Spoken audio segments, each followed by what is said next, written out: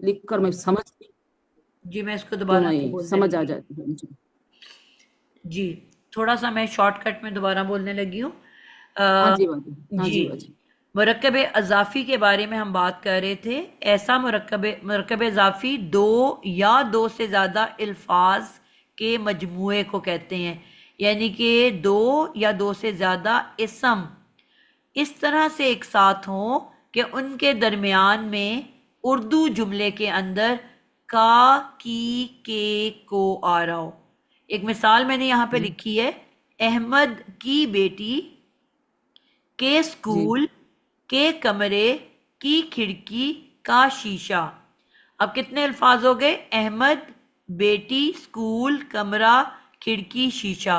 छह अल्फाज का मजमुआ।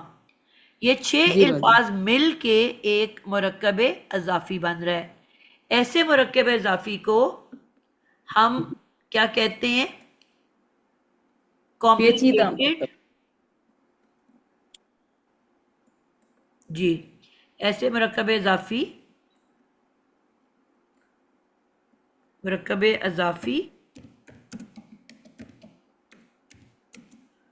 को हम पेचीदा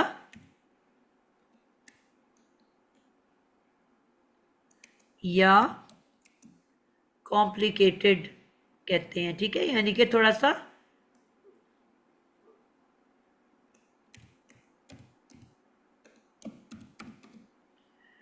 मुरक्कब इजाफी, ठीक है, जिसमें जी दो से बाजी। ज्यादा इसम का इस्तेमाल किया जा रहा हो।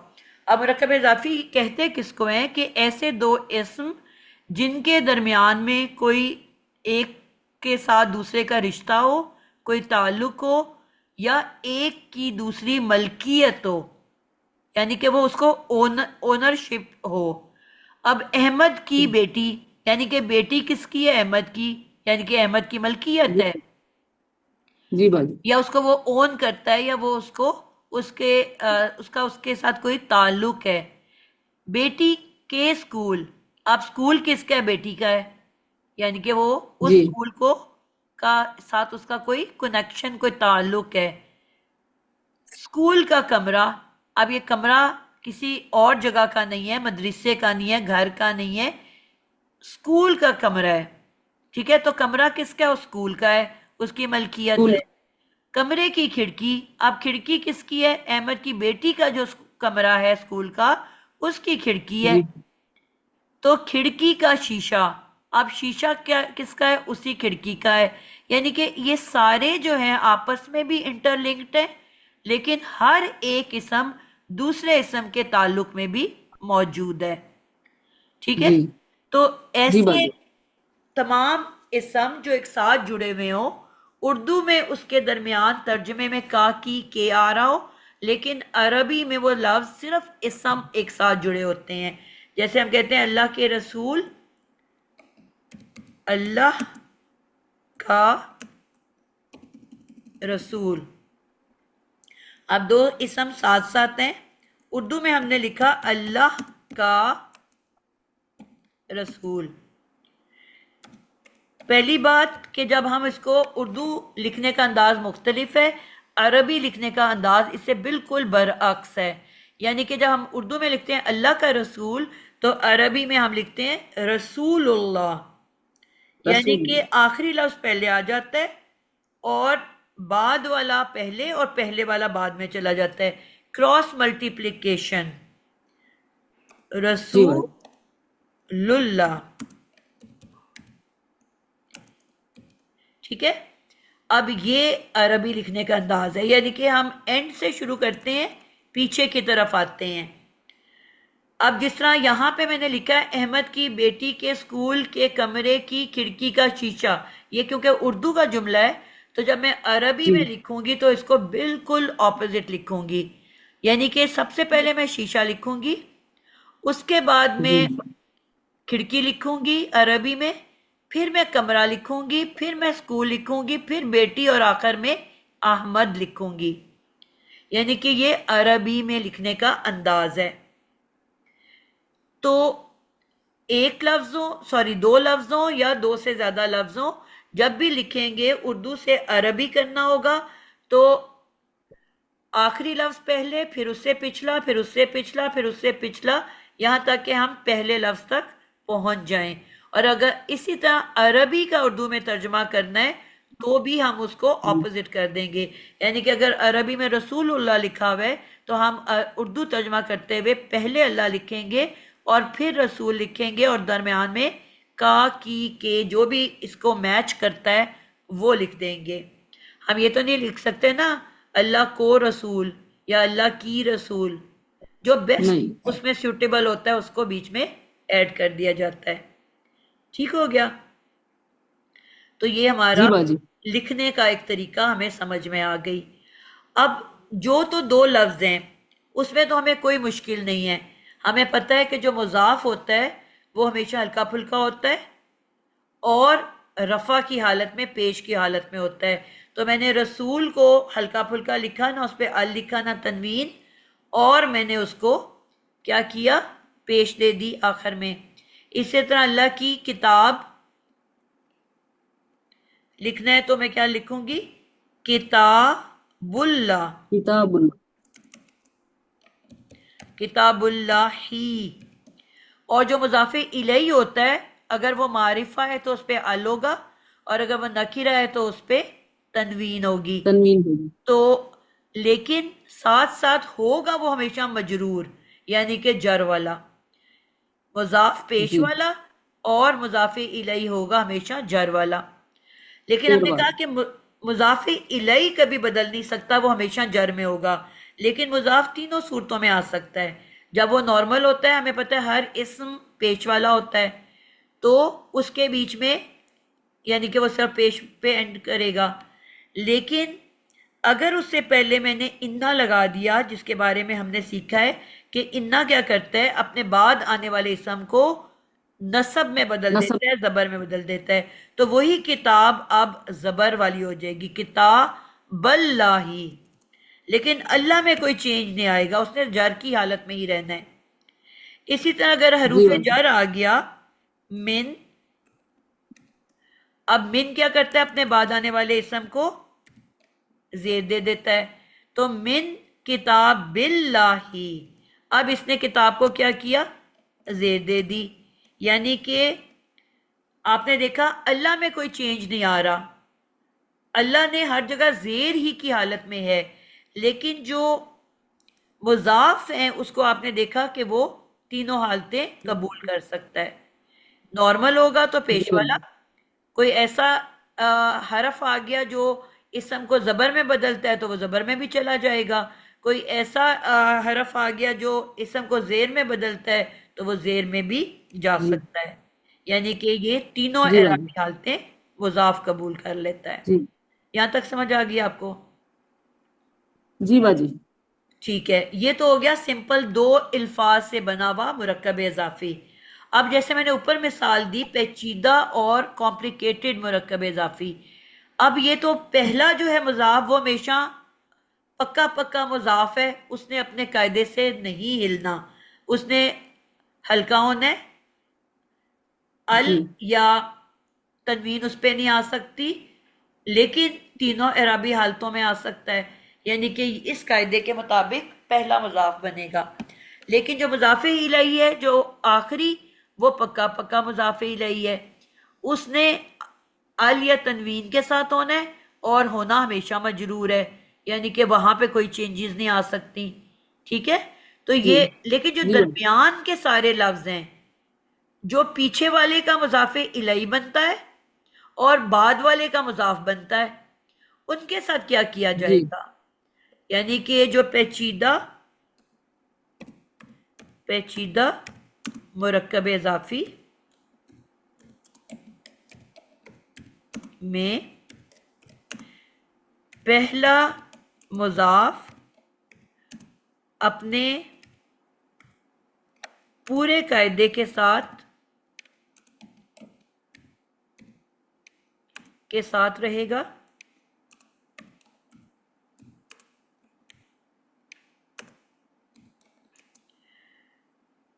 रफा, नसब, जर, तीनों हालतों में आ सकता है।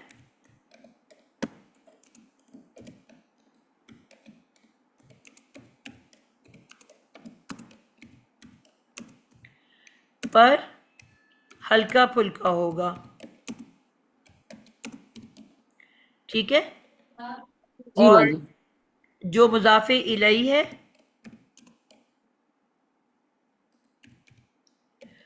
वो लाजमन मजरूर होगा।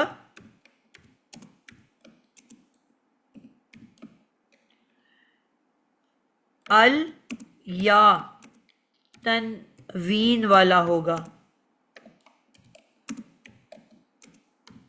आई समझ? अब जो जी दरमियान बाजी। के सारे हैं, बीच में जो आते हैं इनके,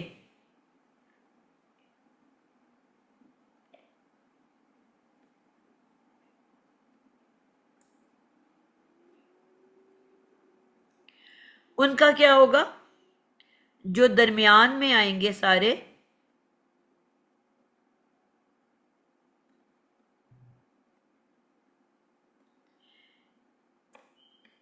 इन दोनों के दरमियान में आने वाले इस्म जो पिछले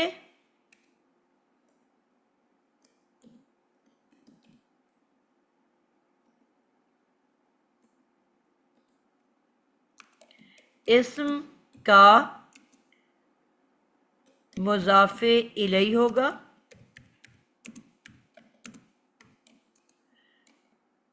अगले इस्म का मुजाफ होगा। ठीक है। जी बाजी।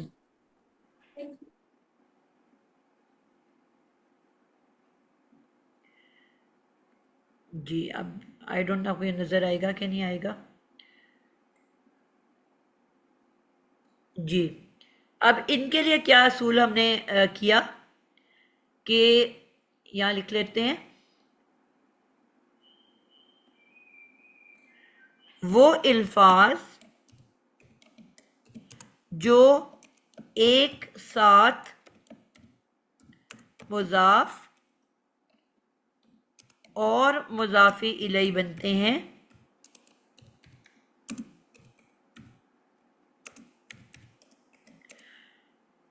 मुजाफ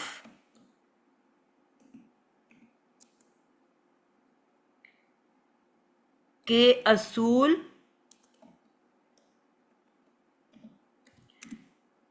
से हल्का होगा, ना अल ना तनवीन, और मुजाफे इलई का जर ले लेगा।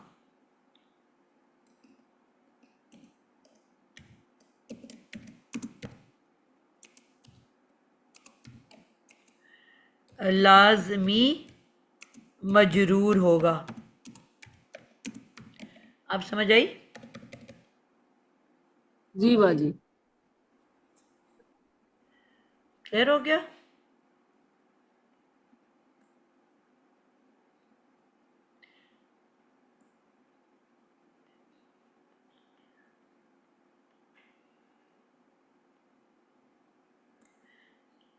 जी, कोई सवाल है तो पूछ लो, फिर मैं बंद करूं।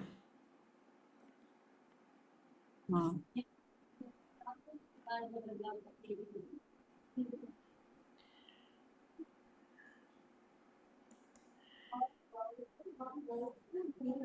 बहुत बहुत बहुत शुक्रिया बाजी। मैं चलिए। कोई रूल्स जब मैं पढ़ाने लगती हूँ ना तो मुझे फिर थोड़ा डर लगता है बाजी, कहीं मैं गलत ना समझा दूँ।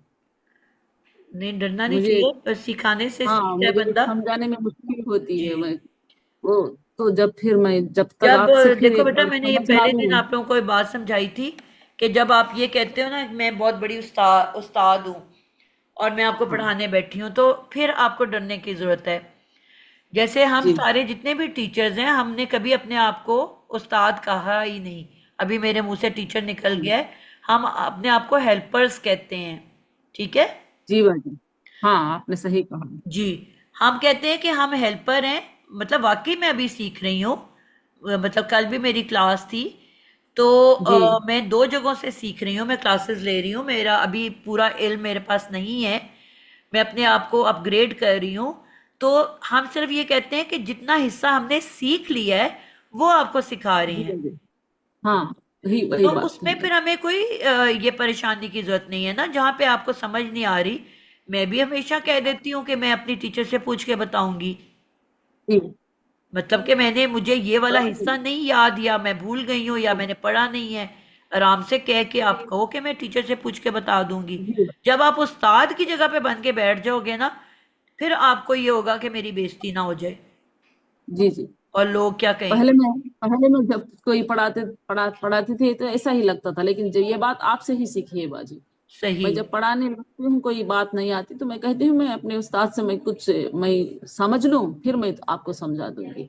बिल्कुल, सिर्फ अपनी इज्जत बनाने के लिए गलत समझा देने से बेहतर है ना उसको एक्सेप्ट नहीं कर लो। जी। और बार बार ये बताओ कि मैं सीख रही हूँ।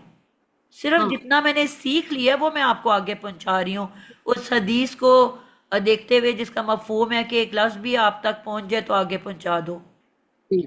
अब एक हमें क्या बार पता जो हम आपने जिंदा रहेंगे कि नहीं उस दिन तक, के जब तक हमें सारा आ जाए तो फिर मैं। अब मुझे पढ़ाते हुए कितने साल हो गए हैं। अगर मैं मुकम्मल जी होने का इंतजार कर रही होती तो मतलब 60 साल की तो मैं अब होने वाली हूँ। तो मैं तो शायद जिंदा ही ना बचती उस वक्त तक। और अभी मैं सीख ही रही होती। तो ये तो ऐसा जी खजाना, ऐसा इल्म है जो कभी खत्म ना होने वाला है। फिर तो हम कभी जी पढ़ा ही बाजी। ना सकें। जी बस जो जो आता मेरा जा रहा भी है वो हम आगे पहुंचा रहे हैं। हाँ तो इसलिए हम जो भी अपने आप को मेरा भी हेल्पर्स ऐसा आता कहते था। हैं। टीचर कभी अपने साथ हाँ नहीं लगाना। जब मैं पूरा ग्रामर पढ़ लूं आपके पास में फिर पढ़ाऊंगी, फिर ये आप ही की हिम्मत है, अल्लाह की दी हुई फजल है। मैं फिर हिम्मत करके पढ़ाना शुरू कर दी। सच कहती हूँ बाजी, जो आपने कहा था ना, जब तुम सही। पढ़ाने लगे तो आप तुम पढ़ने से ज्यादा ज्यादा समझ आने लगेगी तुम्हें। देखो ना, जब आप अपने ज़ाहिर है थोड़ी बहुत तो तैयारी करता है ना इंसान।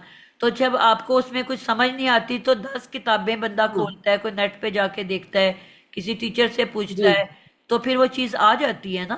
वरना तो आपको पता भी जी नहीं बाजी। चलता कि मुझे, आपको लगता है मुझे सब आ गया है। हाँ ये मुरक्कब इजाफी तो मुझे लगता था कि हम समझ गए हैं, इसमें मुश्किल ही क्या है, ये हल्का फुल्का इसमें है, अब एक वजनी इसमें है। तो ऐसा सही। है जब पढ़ाने लगते हैं तो वहां फिर शक आ जाता है कि ये कैसे पढ़ाना है। तो अब तो क्लियर हो फिर गया ना आपको। हाँ फिर सीखने भी हम लग जाते हैं। आपने ये बात मेरी बहुत मदद की है बाजी। सही। मैंने समझी मैं कभी नहीं पढ़ा से, लेकिन आपके आपके हिसाब से तो आप जैसा हमें पढ़ाते हैं ना वैसे हिसाब से तो मैं पढ़ा नहीं सकती, लेकिन जितना मुझे हो सकता है मैं उसमें पढ़ाती हूँ, तो फिर उसमें मुझे अच्छा, थोड़े आप थोड़े किसी को एक गलतियां लफ्ज मुझे भी दिखती। सिखा देते हो ना, यही बता देते हो कि जिस लफ्ज के शुरू में अल लगा हुआ है वो इसम है, तो उसकी भी बड़ी अहमियत है ना। जी सब बाजी। चले, मैं अब बंद करने लगी हूँ, एक कॉल बार बार अच्छा आ रही बाजी। है, मैं उसको बार बार काट रही जी हूँ। जी जी बाजी जी बाजी, बहुत ठीक बहुत है। बहुत शुक्रिया बाजी चले, आपका, अल्लाह जी बाजी। हाफिज। किसी और ने कुछ पूछना है?